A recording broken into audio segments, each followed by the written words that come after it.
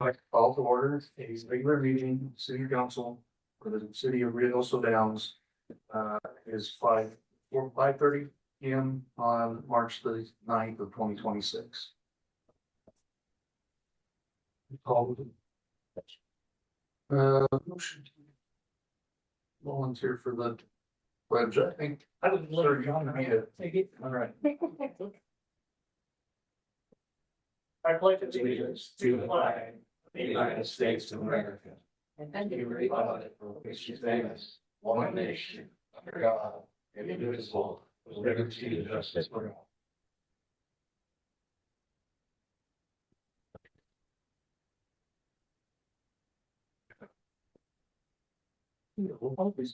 Counselor Lacewell. Here. Counselor Taylor. Here. Counselor Proctor. Here. Counselor Gutierrez. Here. I would entertain a motion for the approval of the agenda. I make a motion for the agenda. I will second that. Counselor Taylor. Aye. Counselor Lacewell. Aye. Counselor Gutierrez. Aye. Counselor Proctor. Aye.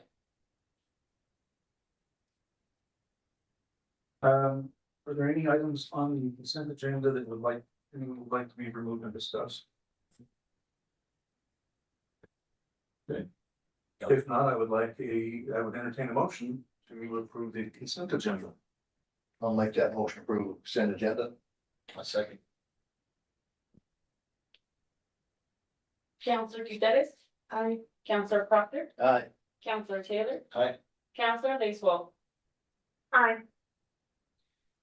Okay, moving on to public comments. Is there anyone like to say anything? Haven't heard none. Oh, come on, we can hear you guys now. All right. Counselor comments. Guys, I need your speaker. We need to hear you. I would. Go ahead. No, go ahead. Sorry. Start speaking, ladies first. So I would just like to let everyone know that tentatively the beautification committee has scheduled the Easter event for April 4th. That's the Saturday before.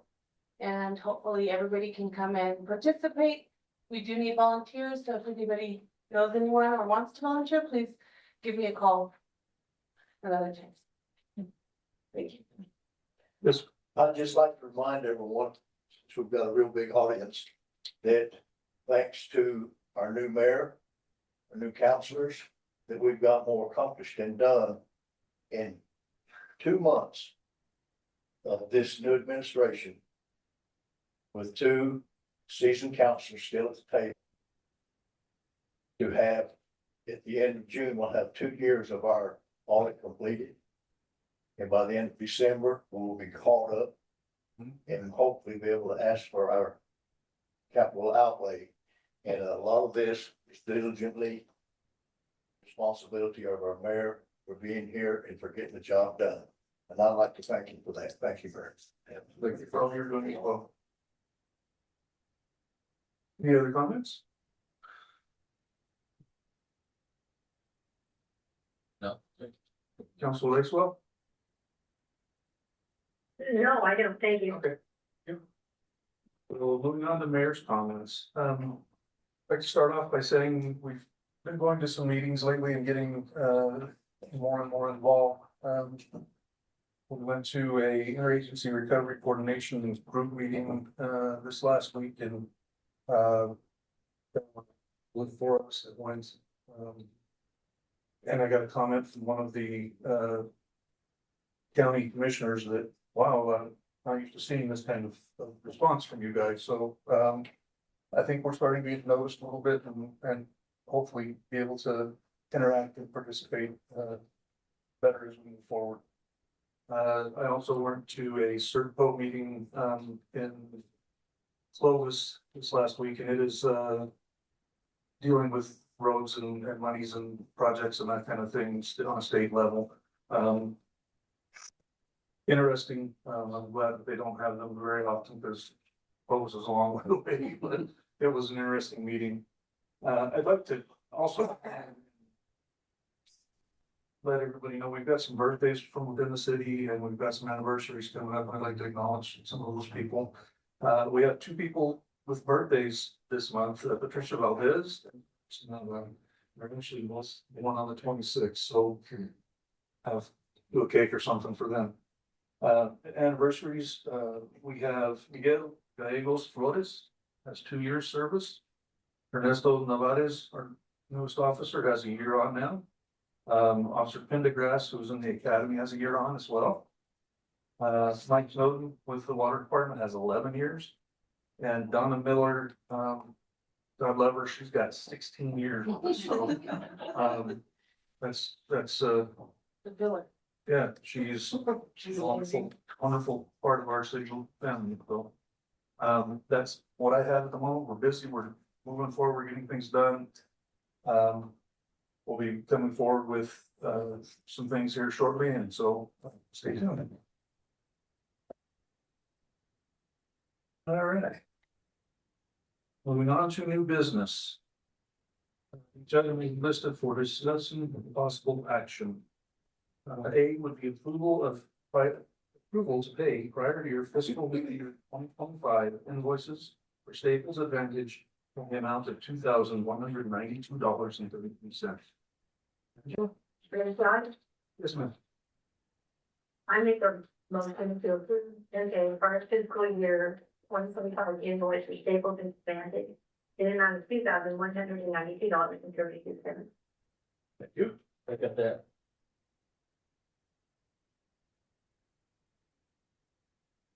So with the Staples Advantage, this is something that came across my desk and I was asked to investigate as to why it hadn't been paid. And I found out that invoices were being sent to a dead email. So I through investigation, everything followed up, found that all the invoices were valid. They had not been paid yet. So that's why I presented them.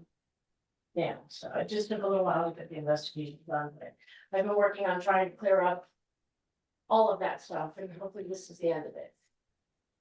Well, we shouldn't have any other surprises from prior fiscal year stuff. I've been working hard cleaning all that. So this is the bucket that come out of the barnyard full. Yeah. Okay, thank you, Angela, for doing your investigation on that. Good job. I have a question. Yes. In the future, how do we prevent this from happening? So I reached out, first of all, with Staples, I'm sorry. Go ahead. First of all, with Staples in particular, I've made it so that we all just pay with e-cards. There's no reason for them to have to be invoice us to pay with a check. We don't charge enough to them. I'm not sure why it was being done that way to begin with. I'm not sure the whole history there. Okay. But now we just pay Staples with P-card, but they also now do have my email. Okay. I've made sure that, I've tried to make sure that all of the people that we do business with. A lot of the times I've noticed when invoices do get missed, it's because they don't get to me. So I've reached out to all of the businesses that I can and made sure that the invoices are coming to me. And I'm making sure that when people are making purchases, that they make sure that they're letting the companies know to have the invoices come to myself and at this point Selena as well, so that we have backup. So if for some reason I don't get it, somebody else is getting it. On that note, I have a suggestion. If possible, if we could set up like an accounts payable email. If that's something that we could Like a do, generic one. like a generic accounts payable email so that. Companies could just send it to an AP email, so God forbid if something happens in the future and I'm not here, somebody else doesn't have to do this. You know, I'm not kind of going anywhere, but it helps prevent that from happening, so the next person doesn't have to go around and do the same thing I had to do. Just a suggestion, something that we can discuss another time. Any questions? Yes. Any other questions? Nope. Okay. I would entertain a motion to approve. The item which is approval to pay prior fiscal year 2025 invoices for Staples Advantage in the amount of $2,192.32. Yes, ma'am. Yes, sir, we have a motion on the floor. Already did that. Okay. Counselor Taylor. Aye. Counselor Lacewell. Aye. Counselor Gutierrez. I, Counselor Proctor. Aye. Motion carried. Item B would be approval to pay prior fiscal year 2025 invoice for Gannett, which is Ruidoso News, in the amount, was Ruidoso News, sorry, in the amount of $43.36. Like to make the motion to approve the pay of prior fiscal year 2025 invoice here at Cerritos News in the amount of 43.36. I'll second that. This one was a little bit of a different situation. We actually did send them a check. It never cleared. We investigated that as well. And it truly did not, that we couldn't find it in the bank anywhere, so we just issued them another check. But no, it's not as big of a deal. It's something that does happen on very rare occasions. Questions? Counselor Proctor. Aye. Counselor Gutierrez. I, Counselor Taylor. Aye. Counselor Lacewell. Aye. Thank you. Keep that from happening, you can just give me the check, I work for the.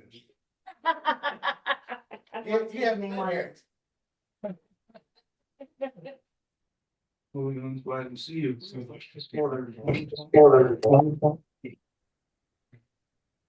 Amendments by Dennis Engineering. Someone needs to turn this off. You're good. There we go. Want me to start over? 2023-20-02 amendments by Dennis Engineering for the Harris Lane Road Improvement Projects in the amount of $3,600 even exclusive of NMGRT. Make the motion. And the approval of the task order 2023-02 amendment Dennis Engineering for the Harris Lane Road Improvement Project in the amount of $3,600 exclusive to the Mexico GRT. I will second that.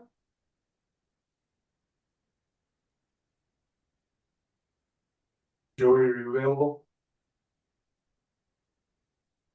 Mayor, members of council, can you hear me? Yes, sir. This is for an amendment to the engineering agreement for that Harris Lane project. We're almost ready to put curb down, so all the staking to set the curb on has been moved or taken and stolen, so we have to pay the engineer to come back up and resurvey the road so we can make sure the curb and everything is where it needs to be. This will all come out of grant monies, nothing out of the city. Thank you, Joey. Question? Yes, ma'am.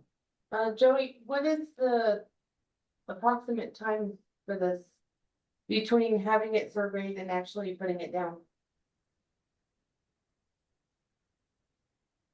Mayor, members of council, right now, the estimate we've called 4 different concrete companies. They're really thinking like the end of April, maybe 1st of May before it can be done.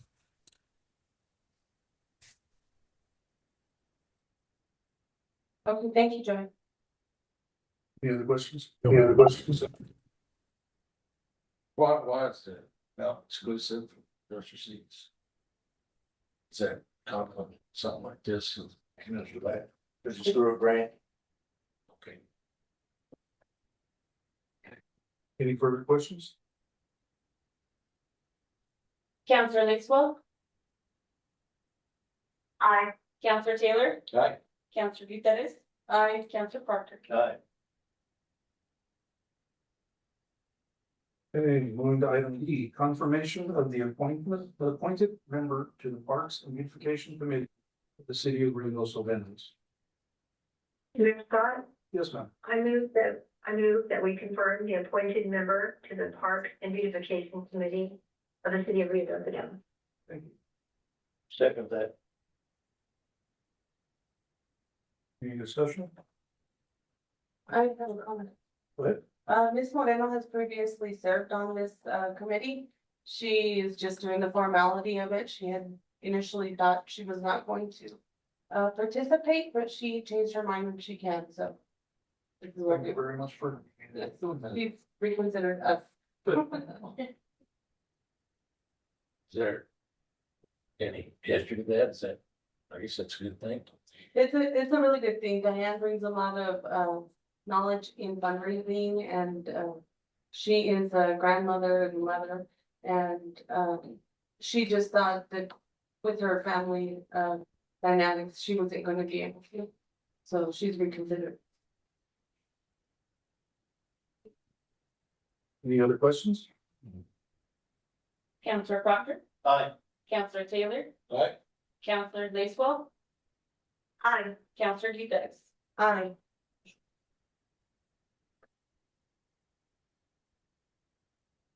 Moving to item E, approval of resolution number 2026-06, approving the amendments of the city of Ruidoso Downs procurement policy.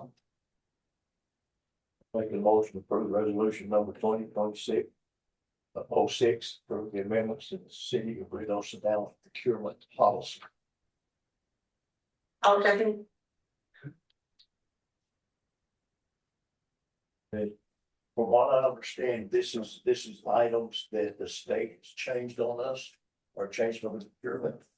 That we have to follow and we have to update our records in our procurement policy to meet these standards that the state shares. So everything you read is what's being changed. And if you want to flip back and forth between the old and the new, have at it. Mayor, members of council, the policy handout that you have before you and emailed is a direct reflection of state statute, with the exception of the asset inventory management towards the end. We have had issues with our asset management previously, and since our current policy hasn't been amended since 2017, we have set and outlined procedures that just give more detail and guidance to our departments. So when we do receive any assets, there's just more procedures so that our assets remain updated and not outdated or nothing's mixed. But other than that, everything else is a direct reflection of state statute. Again, if there's anything or any further questions or amendments, suggestions, deletions, we can make that tonight as well. Or if anyone has noticed anything otherwise they don't really like, or would like more detail on.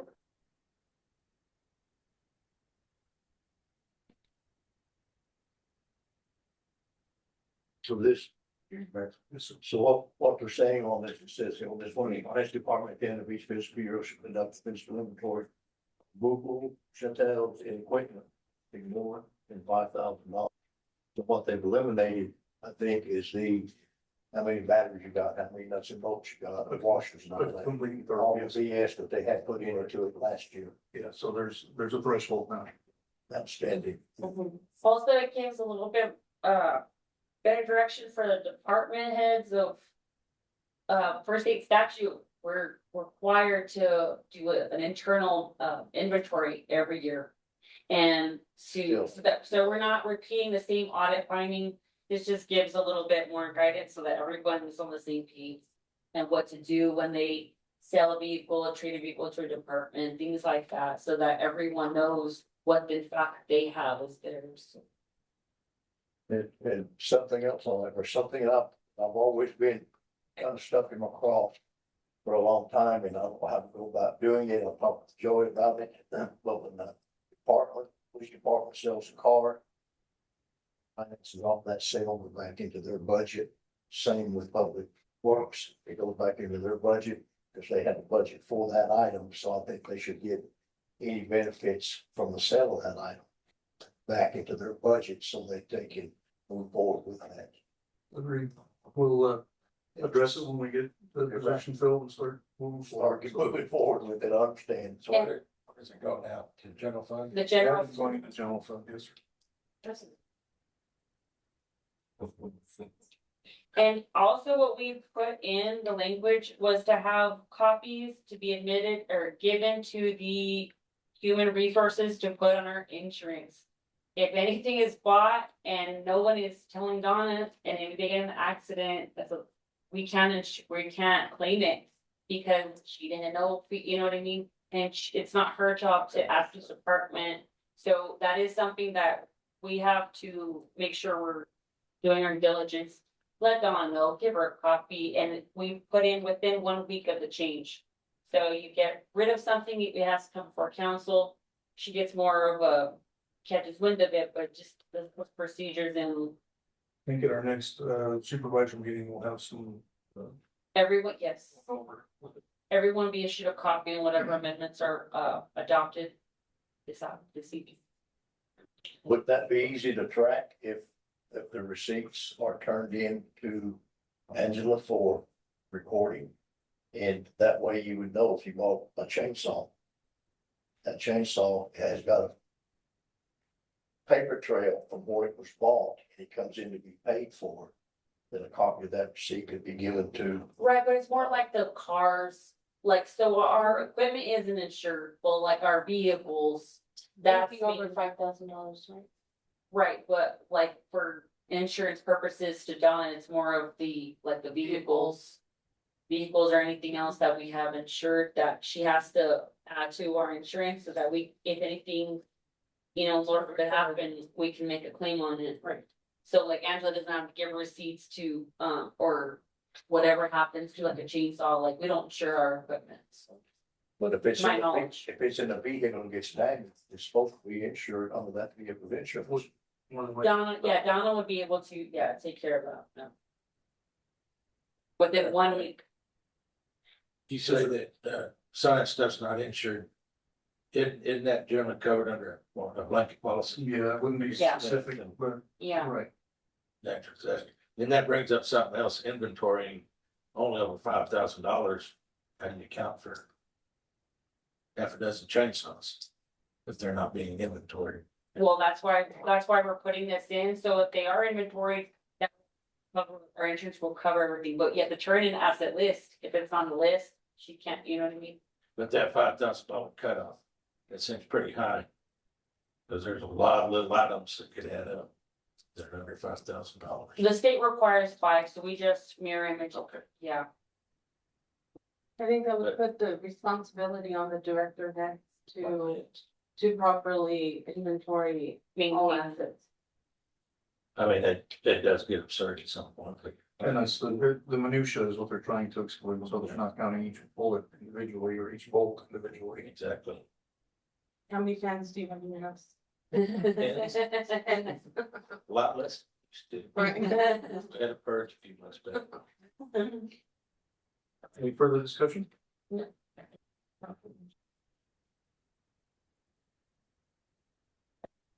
Counselor Taylor, Aye. Counselor Lacewell. Counselor Gutierrez, Aye. Counselor Parker.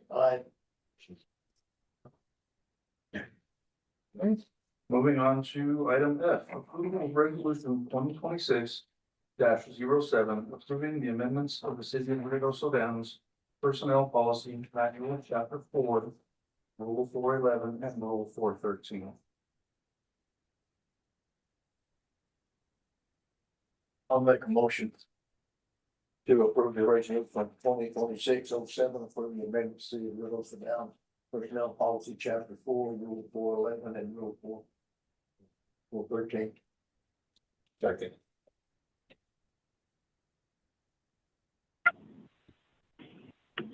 Mayor, do you want me to take it from here?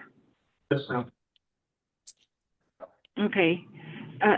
So some of you on the council may recall that traditionally, and I'm not sure if Mayor Holman did this, but at every organizational meeting, the mayor was supposed to identify a list of employees approved as well as his appointments for officers. Again, I'm not sure if Mayor Holman ever did that, but I know, of course, Mayor Scott did. And anyway, the law changed in 2025, and the law no longer requires that at any organizational meeting that the employees have to be approved by the governing body. The law still requires that at the organizational meeting, all officers need to be confirmed. So Selena and I have been going through your personnel regulations and identifying paragraphs here and there that might be inconsistent with HB 298. I have not had a chance to get through everything. We might have additional edits, but right now these are the first two we're proposing.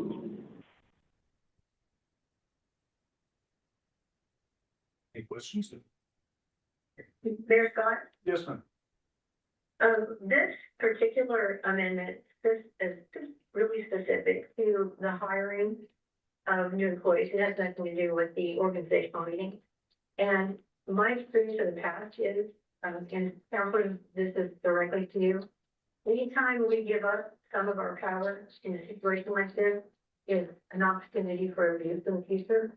The state statute does not require that we delete these things from our personnel manual. And if we do take them out, we reduce the city council's direct mandatory role in the routine hiring of approvals. It gives more authority to the mayor or HR under the mayoral direction.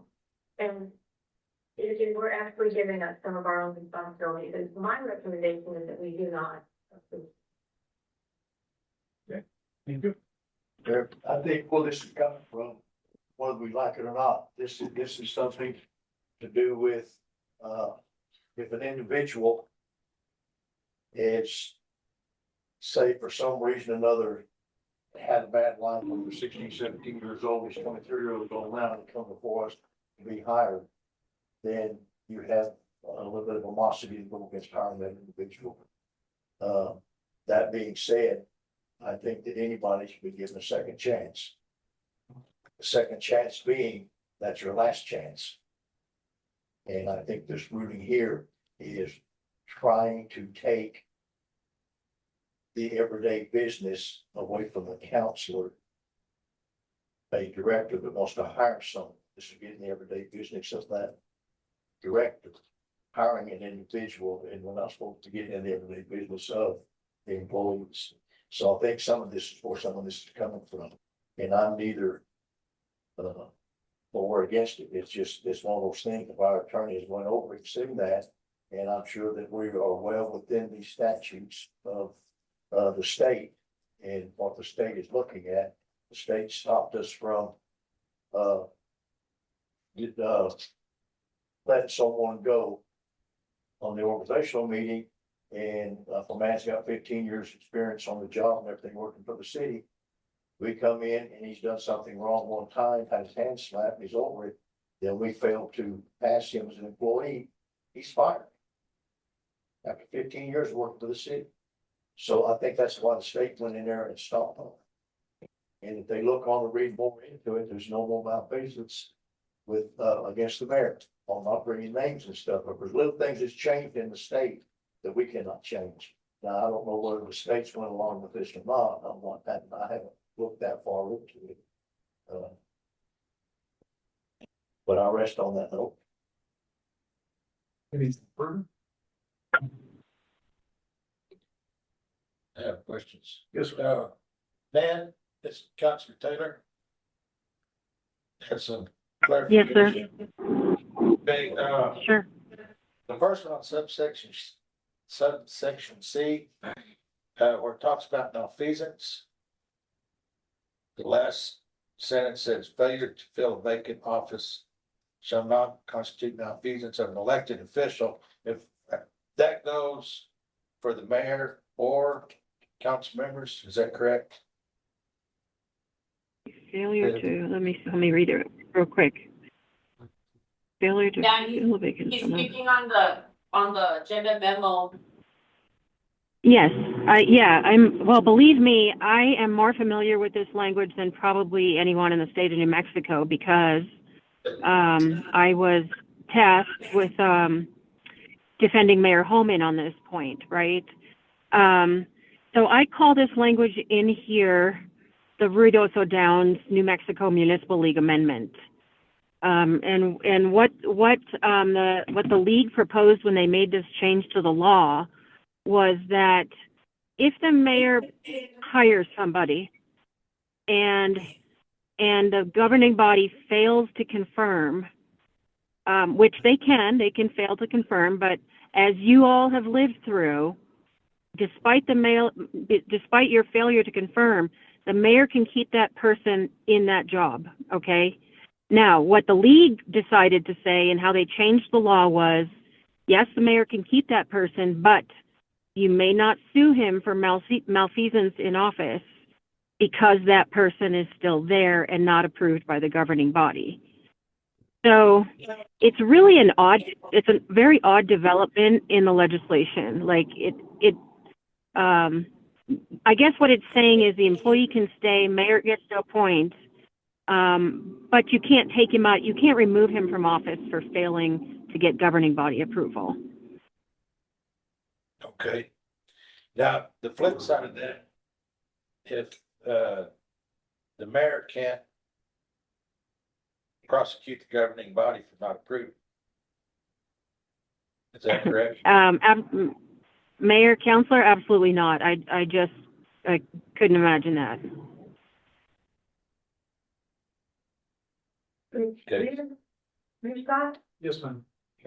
without interrupting Councilor Taylor, Councilor, are you there? Go ahead. I'm thinking.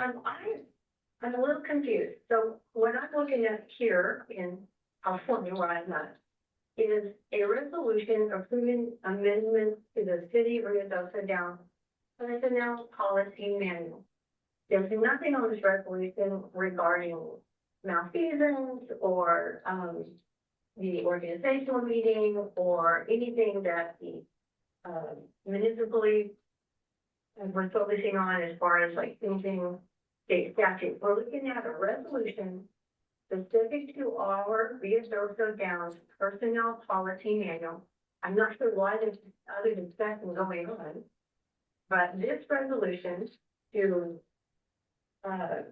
adopt these two amendments regarding Rule 411 and Rule 413, which is the focus of this particular vote, is what we need to focus on. And in my opinion, both of those diminish the council power within the city, and I recommend against it. And it doesn't conflict with any kind of state laws or state statute. This is just our personnel manual.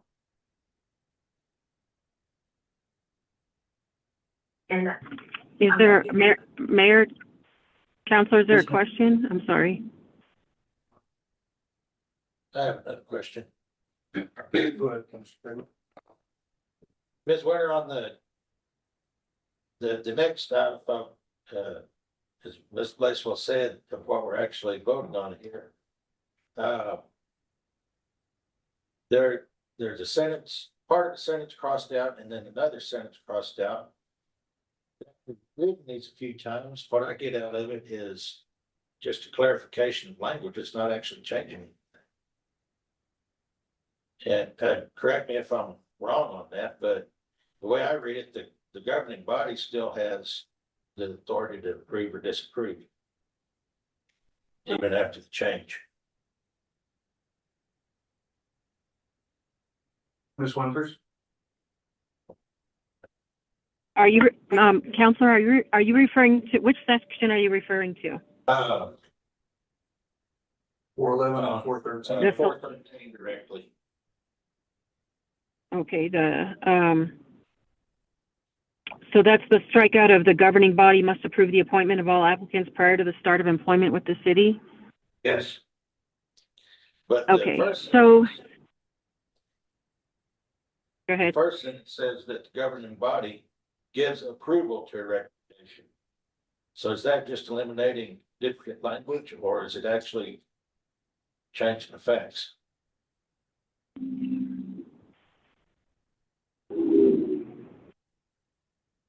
So I think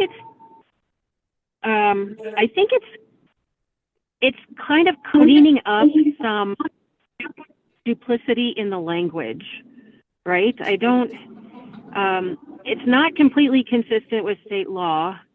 And it may, you know, and it's up to you whether this is good policy or not, right? I mean, the first part of this sentence says, an offer of employment for a position with the city is made when the governing body gives approval to a recommendation for hire, subject to successful. So you've, in the first sentence, you're already giving recommendation for approval to a hire. This was just sort of duplicity that didn't really add anything. It wasn't necessarily, you know, the strikeout wasn't necessarily prompted by the legislation. It's just an example of some cleanup that needs to happen probably throughout your entire personnel code. Okay. The reason I bring that up is I'm on the same page with Counselor Lacewell, and that I don't think the governing body should give up any authority unnecessarily. If we approve this, and if I'm reading it correctly, we still have approval authority over employees. In the first sentence, you do. Yes, sir. If we left that second sentence in, does that actually clarify it more? Still doing the same thing. Yeah, but I just want to make If sure. it looks like the reactions in the initial statement, it's being rescinded. Was Okay. And then, if this resolution was approved, what would that mean for the possible candidates for an open position when they have to wait 2 weeks for the next council meeting, but don't have the time or don't want to wait for the time and move on? Then the position stays vacant. Like, I guess, what happens if, what would be the procedure if this was passed? So, and that's why I said this is a policy call on your part. And, you know, positions, you know, there are unicorn positions in every jurisdiction, right? Like a CFO is a unicorn position, a police chief's a unicorn position, a level 4 water operator is a unicorn position. So some jurisdictions want to make it easier to hire for those positions. And by making or proposing multiple rounds of approval or disapproval, you just lose candidates. I mean, it's just a fact of life. But that's a policy call on your part. And the policy call is this: do you want to, be able to recruit and retain as soon as you can, or do you want to put them through multiple levels of scrutiny, knowing that, there are levels of scrutiny already? So that's the policy call you have to make in this particular case. But I do think that in this case, the first sentence is really way more comprehensive than the second sentence. So, if you're going to lose one or the other of those sentences, I would lose the second one. Just a thought. And again, policy call, not a legal call. Okay. so here's Nan? Ms. Winters? Yes, ma'am. I think the concern here is the language in the memo that cites House Bill 298, which I'm very familiar with because I read it like 700 times. You and me both.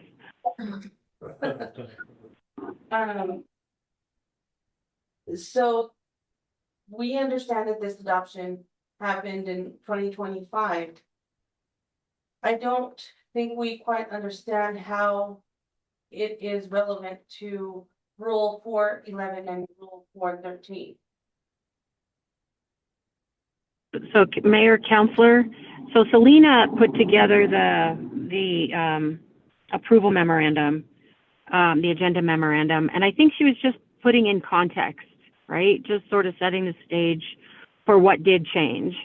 And what did change were those two things. I'm not sure they're directly relevant to those issues.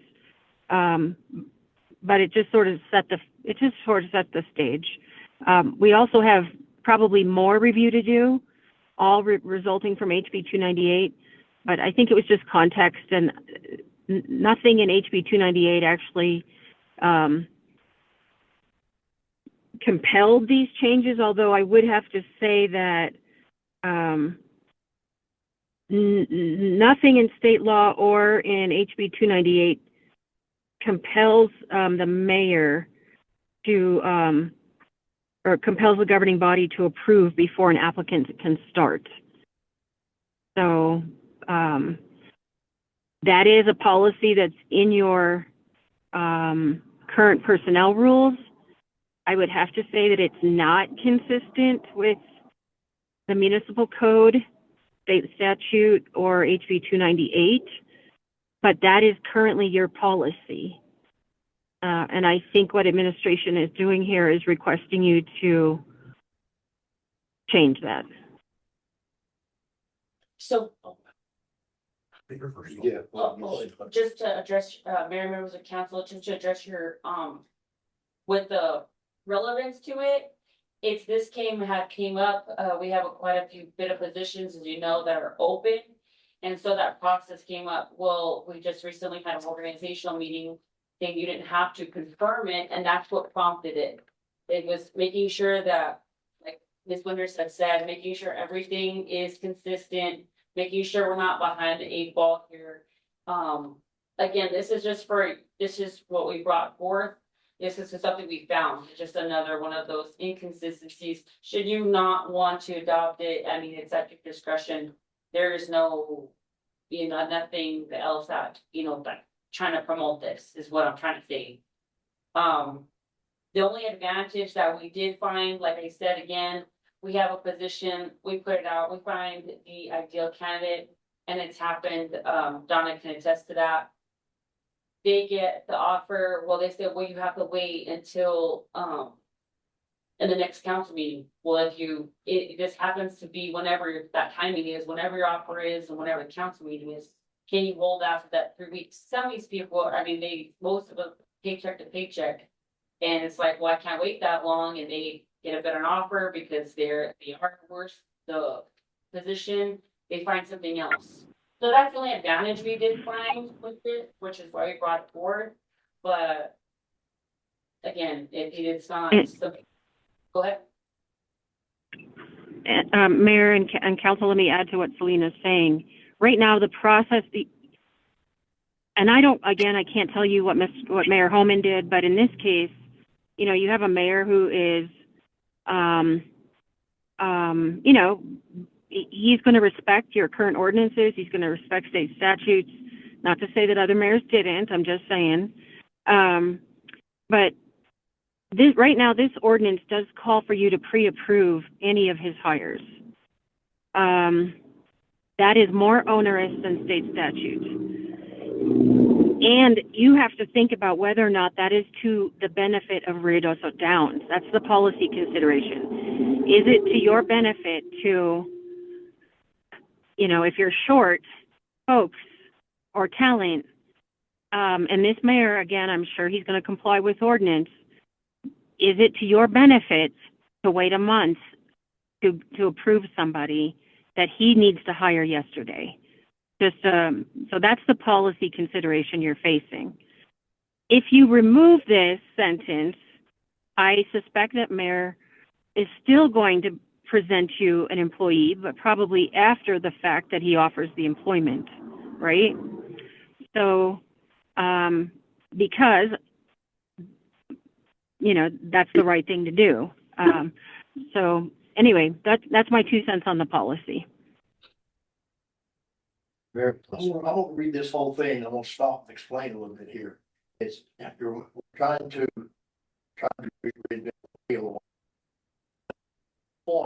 position with the city is made. The governing body gives approval or recommendation of hire. Stop right there. What I just said. Then you go down And for the second time, this individual has to come before the council. The governing body must approve the appointment of all employee applicants prior to the start of employment. When they bring them to us now, we give them, okay, we recommend hiring them. They take them through the process, they put them to work the next day, the next week, 2 weeks after they give them a notification to their old job, whatever. We've approved it. I have never had to come back a second time and give approval prior to letting the man start on that job. It comes to course one time. I just read it right there. That's not lined out. Now then, subject to successful completion of the physical examination and pre-employment of drug screening. Okay, once we make the recommendation to hire that individual, it's up to the director when he goes to work, not the mayor and not us, not the council. So that line right there is, to me, is BS. That means he has to come back to us in 2 or 3 weeks and we give a second approval to him. That's the way I'm reading it. The second line. The second line is lined out. So if we take it out, we're still doing the same thing we've always done. We're approving or hiring an individual or dismissing an individual. It has to come before this council for that. This is the second time I've never had to, never, in the 2 years I've been here, had to bring an employee back and say, okay, you can start work tomorrow. We've never said that, ever.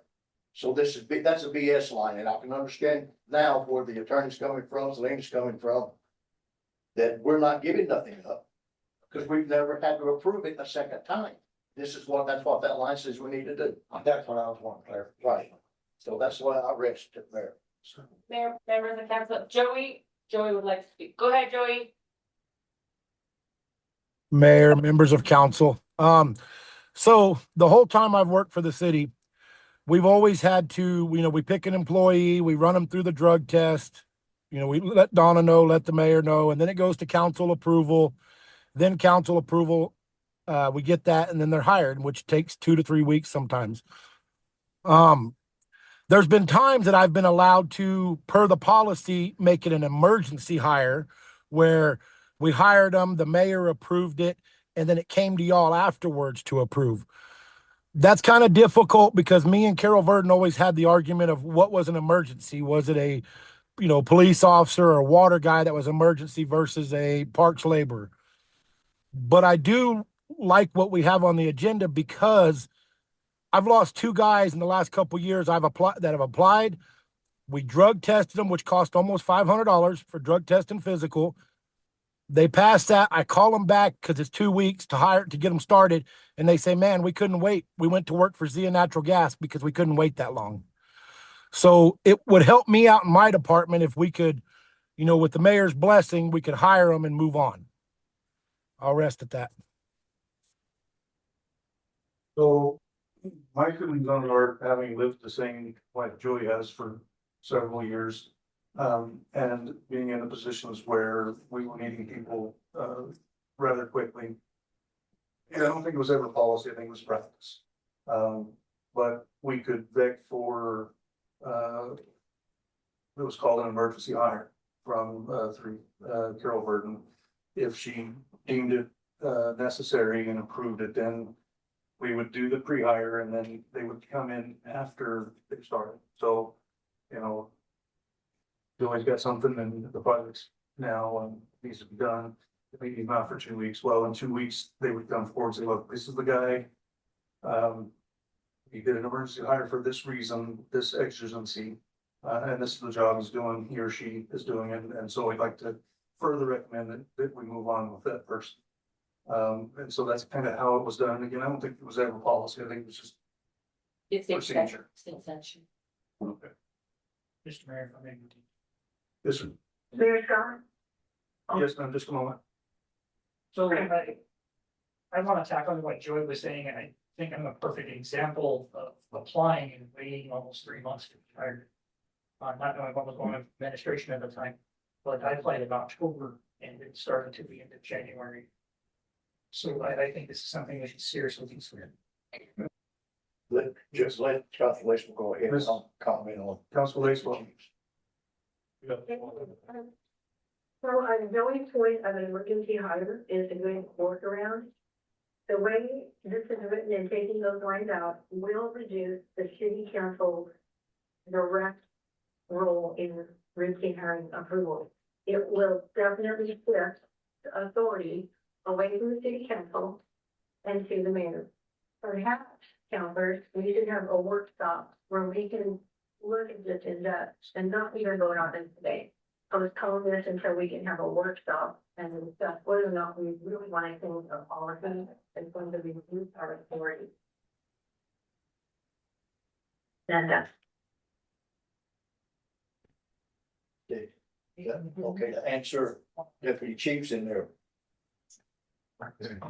We put out for a deputy chief position in October. Everybody that put in for it had to be interviewed, looked at, and then they had people that they weren't gonna pull in and went back and, being in the old administration, it moved like a turtle. Now, he did come before us. Now, just speaking about you when you're October and all that, deputy chief, and nothing against you personally, okay, I'm just saying. He applied in October, got interviewed in October, but then no one was picked until January. In January, whatever day, whenever it was, they were brought before us. We approved them for a hire and we didn't have no more approval beyond that. What this is saying, it's not taking anything away from us. We still have to approve hiring. Period. Right. It's just that we're not approving a start date for them. Once we give the director the approval of hiring, then he's hired. He can put him to work the next day if he wants to while he's screening. And it didn't change nothing in the first sentence, only in the second one. And the calculation web, I have never had to come back and re-approve someone to go to work after they passed all their tests and stuff. Never, since I've been here. I rest. So nobody can come to work until their physical and drug screening is done. So even though we would like to say that, it's not likely that it is the next day. Donna schedules as necessary and able to, and sometimes that takes a week. So that's not a realistic timeline to say that they could start the next day. My issue with it is that I don't plan on dying here. I don't know about you guys. I don't plan on dying here. We do have a very sensible mayor currently. But what happens when we don't? And then he decides to hire all his high school friends. That's the real issue that I have with it. What happens when the council no longer has say and it's turned into the good old boys office? I don't plan on being here forever. I know that some councilors like to take on tenure as long as they can. I'm not saying I'm leaving tomorrow, but I think it is the responsibility of the council to plan for the future of Ruidoso Downs, not only for our current situation, which right now we currently work very well together. And that's, I think that's a personality thing. And with the new mayor, new councilors come different personalities. So I think we need to be very careful with approving these kind of changes when we're going to affect the city as a whole, so that we don't put ourselves in a situation as we were in previously. Mayor, council, I would like to, may I address that for a sec? Yes, ma'am. Counselor, to address your concern there, this is a resolution, right? So, it's similar to your Open Meetings Act resolution. It's similar to the rules of procedure that you may or may not adopt at your organizational meeting. A resolution can be adopted by the entire governing body on 72 hours notice. So well, I guess what I'm trying to say is that resolutions are supposed to be flexible. You are supposed to change them when you come into office to accommodate the rule structure that you like. You're supposed to change them to accommodate the meetings and the meeting times that you would like. So this is a resolution. Ordinances are a lot harder to change, but so to your point, 4 years from now, if there's an obstinate mayor again, the governing body has the option with 72 hours notice of changing this again. But that's the beauty of a resolution, is that it can be changed to accommodate day to day or, meetings or, it's that type of structure. I mean, they're designed for that, in other words. So, and 4 years from now, you're going to have a whole new slate potentially, and heck, they could decide to have meetings on Thursday nights. You know what I'm saying? On 72 hours notice. I just want to make sure you knew that resolutions are by design supposed to be flexible with the whim of the governing body. Thank you, Ms. Winters. Yes, I believe I misspoke when I said ordinance, which is not correct. You are correct in that. Okay, okay, I might jump the gun a little bit when I said hire the next day. We're not losing anything. If you read this for the power of the words, okay, that's the way I read something, power of the words. An offer of employment is made by the director. He brings it before the council. He has to do that before he can even put him to work, before he can do anything with it. So that being said, then he goes through his process.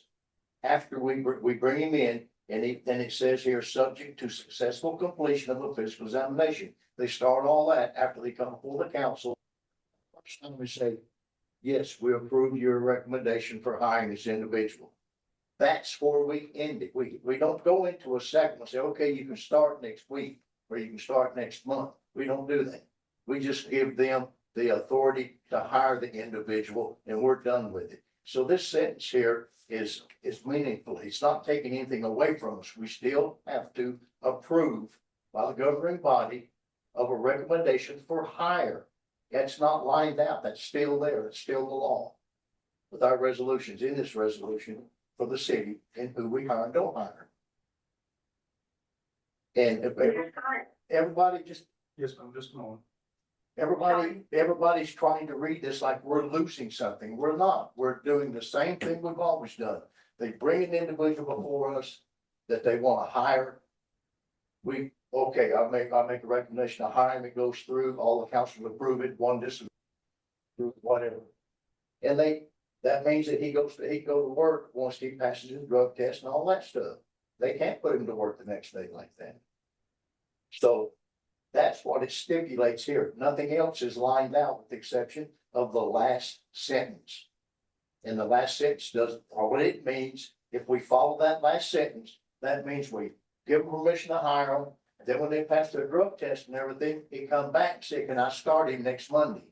That's what that's referring to. And that's what I disagree with. I rest. So down easy. Go ahead now. Thank you, Mayor. So no, I disagree with the last statement. On that offer of employment there, it says the governing body gives approval for a recommendation for hire. But the last line says the governing body must approve the appointment. And that's the big thing we'd be giving up. That'd be like, we're looking for a finance director. So that's in the process. And if we delete that last sentence, then we do not have final approval over the next finance director. We pay for whatever we get, and we're giving away our responsibility to be the last approval of an important position like that. And if y'all would like to have a workshop and discuss this a little bit clearer, I'm open to that. But the way this is written, it's not necessary to change this, not through a resolution or for any reason whatsoever. It's already working. And so we can do an emergency hire, and the police department can do emergency hire. We're not stopping people from getting fired with the way that it's written. But if we give up this responsibility and shift that power to the executive branch, we are giving up something. and it's my final word on that. So what is the process to put this aside and put it on to a workshop? Currently have a motion on the floor to approve this policy, so everyone would have to vote. And then, for, again, if you vote, obviously nay, is to disapprove it. And then a new motion would have to be, made for the postponement and to, whenever, or schedule a workshop, yeah, postpone to whatever date or to the next meeting, or whatever you would like. Or you could make the motion to amend your motion. So I mean, But whoever made the motion could amend it. so that would be you to amend your motion because you're the one who, Mayor, Yes, we can't read a sentence, the governing body must approve the appointment and stop. The whole world stops right there on that last word. You can't do that. You got to read through the whole thing. It says the start of an employment. That's the key word in this, start of employment. Once we pass it for the third time, once we pass an individual to come to work for the city of Red Oaks Downs, like we've always done since I've been a counselor and I've seen in the past, we have to do the same thing when they terminate someone. We have to vote on it. We're voting to hire that individual. What this sentence is saying, prior to them starting their employment, the start of the employment.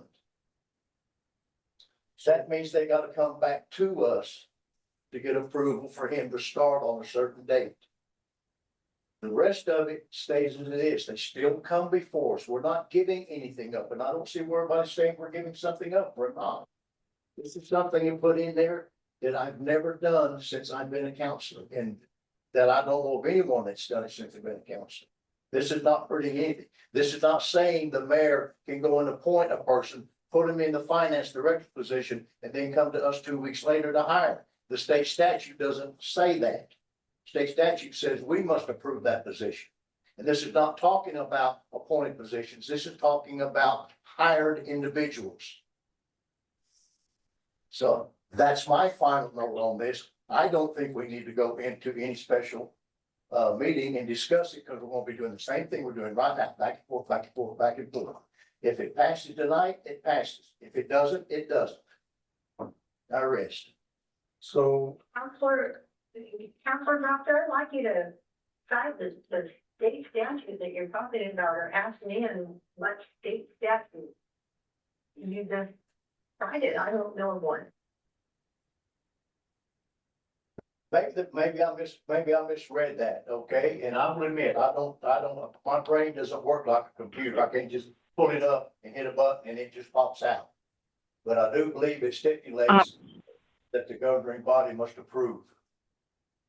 this one, Mayor Council, that's correct. So, hold on, I think it's 311-6.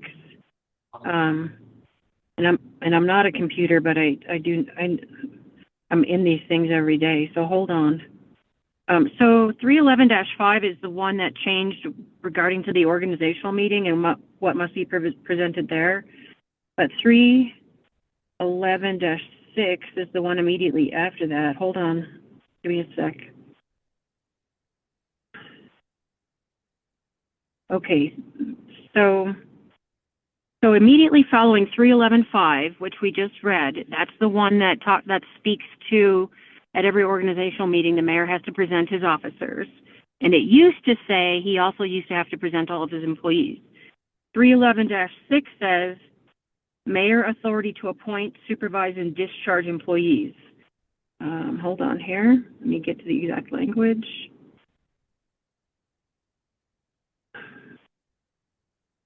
Subject to the approval of a majority vote of all members of the governing body, the mayor shall appoint all officers and employees except those holding elective office and designate an employee to perform any service authorized by the governing body.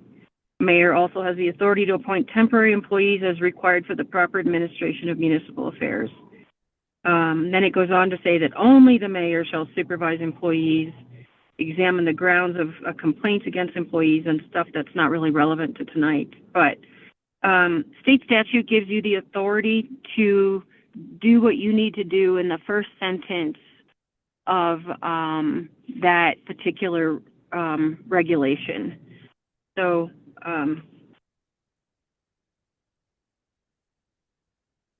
you know, eventually you all pursuant to state law, you have a say in the appointment of an employee.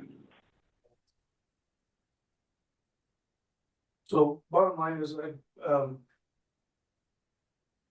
not trying to take anybody's authority. I'm not trying to undermine anything at all. What I'd like to see is streamlined, a more efficient way of hiring employees and getting them to work in an efficient manner. And so we do not lose employees, because we have, unfortunately, had some that didn't work out. There's got to be a better way of doing it that doesn't take anybody's authority away. It just makes it more efficient, a quicker process. So that's where I stand with it. All I need is for us to see if we can come up with a solution that makes it better for us to hire. Yes, sir. Thank you. Yes, sir. Mrs. Winter, in your opinion, is the council losing any authority by adopting these resolutions? I'm sorry, one more time, Counselor? Is the council giving up any authority by adopting these resolutions? In your opinion?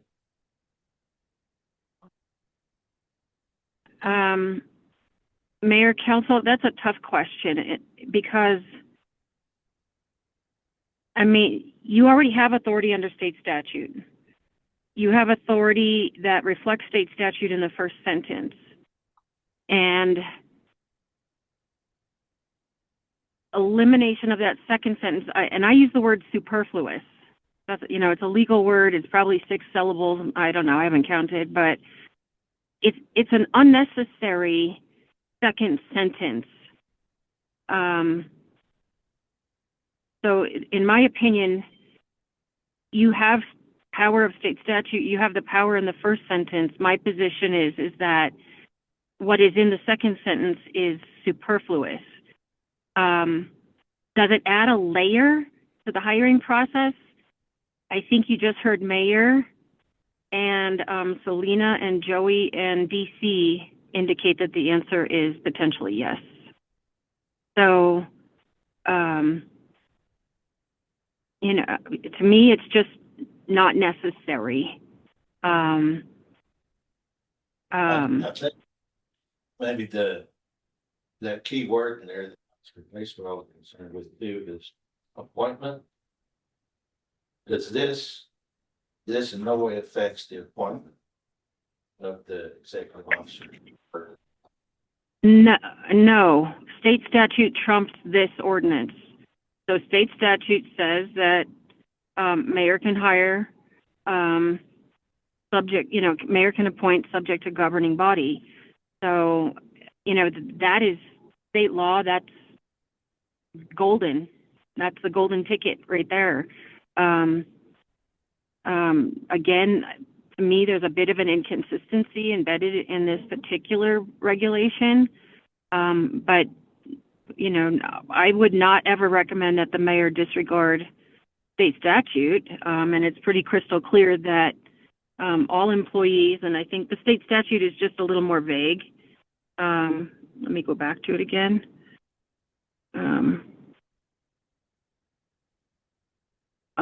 Subject to the approval of a majority vote of all members of the governing body, the mayor shall appoint all officers and employees except those holding elective office. That's state law.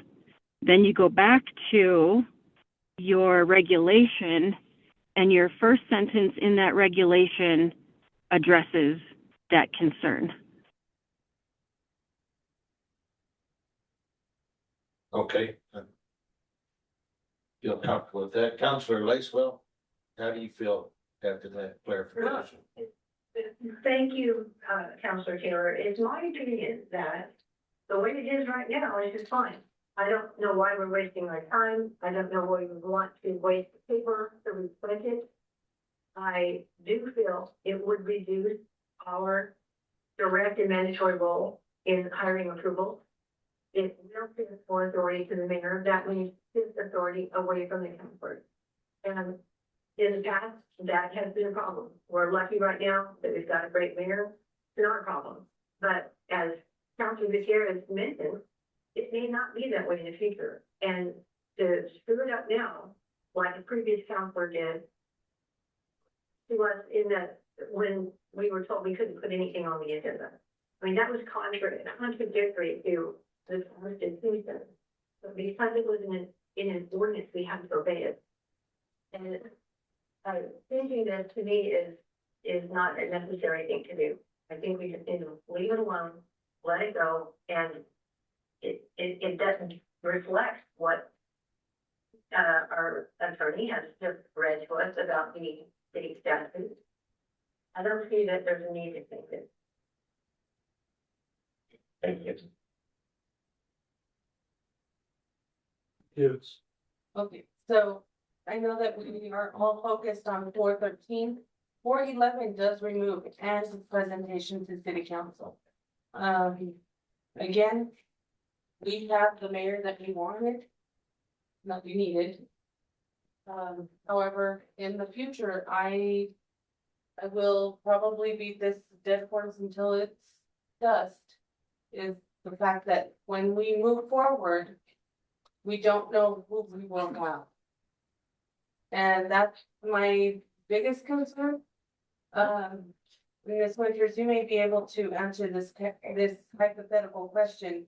In the event that we remove these and the mayor does hire someone on an emergency hire or whichever we want to entertain, what happens when we don't approve? If House Bill 298 allows for appointments and doesn't present malfeasance.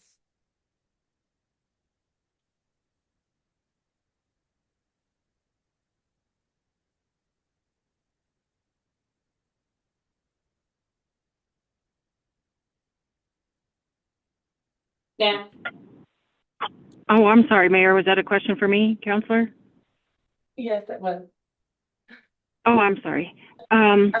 So HB 298 doesn't say you can't sue the mayor for malfeasance. It just says you can't sue the mayor for malfeasance if he keeps an employee on the books that you did not approve. That is not malfeasance. I think they were thinking malfeasance is more of an egregious act than keeping an employee on the books, right? And don't forget, state law makes the mayor, he is the only one who can supervise. So he's your chief executive officer. The state statutes call him that. So all they're really saying is they're respecting the authority of the office, which is the chief executive officer is in charge of supervising all employees. And if he doesn't want to seek approval, or maybe you sought approval and you didn't like that person, all HB 298 says is you can't take him out of office because he hired somebody, that person's on the books, and you didn't approve. Now, malfeasance comes in all flavors, and they're just saying that's not one of them. I think they're really what HB 298 was, I think, trying to say was malfeasance really needs to be way more egregious than that. Do you know what I'm saying? So they did, HB 298 did generally sort of clarify the role of the chief executive, and that is just one of the clarifications.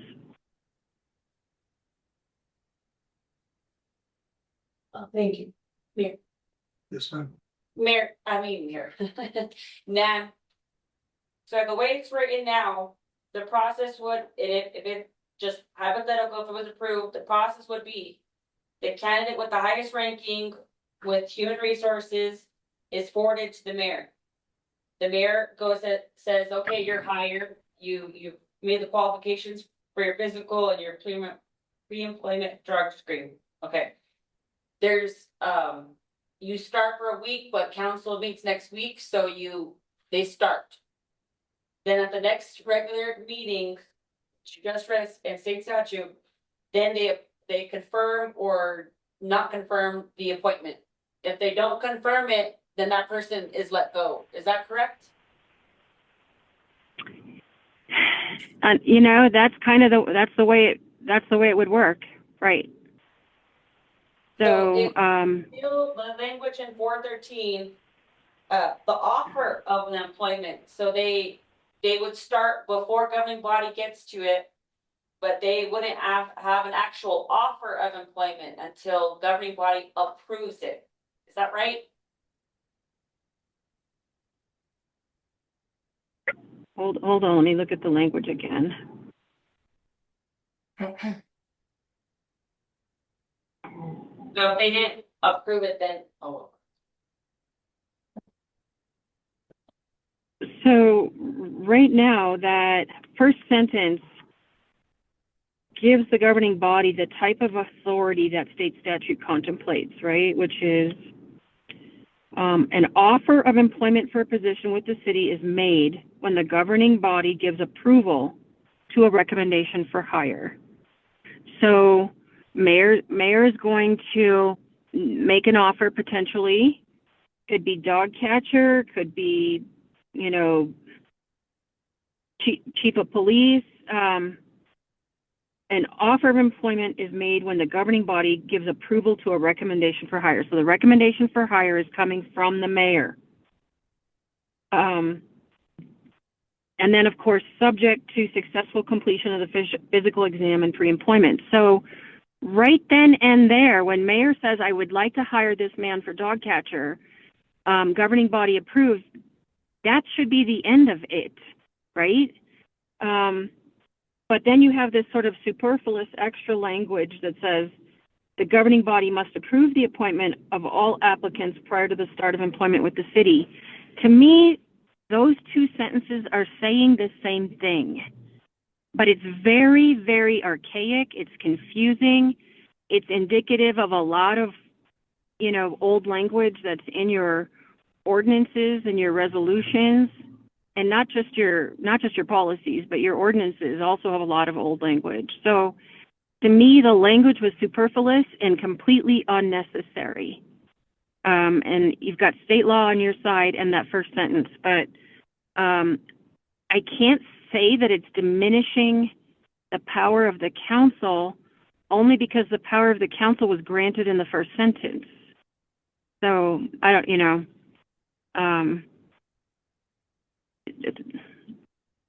again, it's a policy call on your part. Yeah, and so I'm looking at 411 and the strikeouts related to it. Wherein it describes the procedure. The mayor receives a recommendation from HR for approval. The strikeout and presentation to the city council, I don't think is necessary. I think that statement should stay where it's at. I agree. As far as the timeline, he gets the candidate from HR. They say this is our best person. Let's put him forward. He takes it to the council, says this is the best person. Let's put it forward. You say yes or you say no, and we move on. I mean, it should be just that simple. I agree. Is it not true that the mayor already has control over the timeline of the agenda? I'm sorry, say again. So you as mayor already have authority over the agenda items. So you would likely put that on as soon as possible. You wouldn't wait until mayor wants to do it. Well, we're hopefully, Right. the issue has not been timing of putting it on, it's been timing of when the next meeting comes. Right. So beyond control, But you the next meeting is scheduled at this time. But and I say you specifically, would make the intelligent choice to do it quicker. Nobody's ever. Sooner rather than later. Intelligent. I have today, and that is, here's the dead horse again, what happens when we have another mayor. No, I agree. Times change. Okay, Yeah, I'm sorry. Are you done now? Yes. Okay. What, okay, to answer Councilor Gutierrez's deal on that. We have the election in November, so you have the rest of November and December to change any resolution that you vote on today, next week, next month, or next year, or in 28.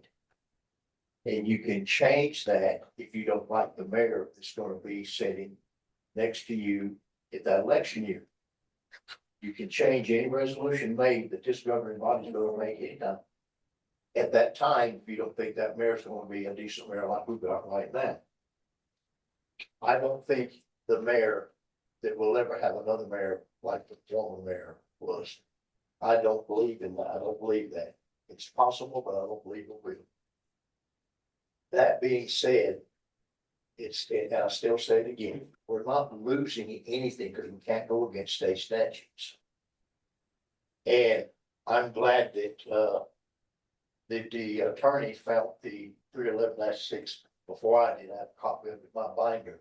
But my memory did serve me correct.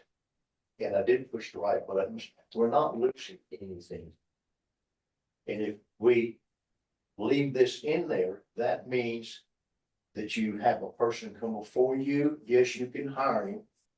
Then they gotta come back in 3 weeks after all the background checks, drug tests, stuff like that. Then you have to give them approval to give a start date. So that's twice he comes before us. If you read it the way it's worded, we're not losing anything. And I would recommend that we vote on it tonight. We don't need a workshop. It's on the table. We're taking care of it right here. We're either for it or against it. Mayor Scott, Yes, ma'am. I'd like to ask Selena, who made the original motion for this particular topic? Counselor Proctor made the motion and Counselor Taylor seconded it. Okay, so, Mayor, I like your recommendation to amend this, so that we cross out that last, part of section 411. I believe I heard you say that rather than line out and presentation to the city council, that we leave it that way. Yes, ma'am. If Councilor Proctor is willing to amend his motion to leave 411 alone and accept 413 as written, I think I might be able to live with that. Thanks. Thank you. Can't see nothing wrong with that. With the strikeout of. Look over 11. Right. She's saying, leave this one as unstricken, so they will still have for approval presentation to the city council, because that's what this is requiring. And then strike this one out. She's Yeah. saying leave that one alone. Exactly. And this is saying the same thing this one down here is saying. Right. Just the one down here that doesn't make any sense. She just wants to I'll leave buy that.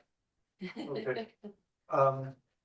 Some verbiage as to how you think that should be amended now? Are you talking to me there Yes, or Selena? no, ma'am, I'm talking to you. My recommendation would be that we approve the resolution, except that we do not make any changes to rule 411. Okay, So you'd like to, so the next. okay. So you'd have to amend your motion for approval. I pulled my book up because I was getting aggravated. There would be, like, amend the motion to approve resolution number 2026-07. Approving the amendments to the Reynosa Downs Personnel Policy Manual, chapter 413, with the exception of 411. So the amendments would be to 413 and not 411. So I'll make the amendment to reverse the striking of presentation to the city council in 411 and leave it as written and amend 413 to drop the governing body must approve an appointment of all applications prior to a start date. I have a I'll second. second. I have a second. Counselor Taylor, Aye. Counselor Lacewell, Counselor Proctor, Counselor Gutierrez. Aye. Motion carried. Now we got to vote on 413. Now we just did hope, right? Well, we just gotta make Just right it. now. Got the friends of 300, all these things, gathering up, something for all this work. Motion to adjourn. No, don't do that, it was fun. There's great, we didn't have a long time. Thank you, Nan. Thank you. Thank you. Appreciate it. Thank you.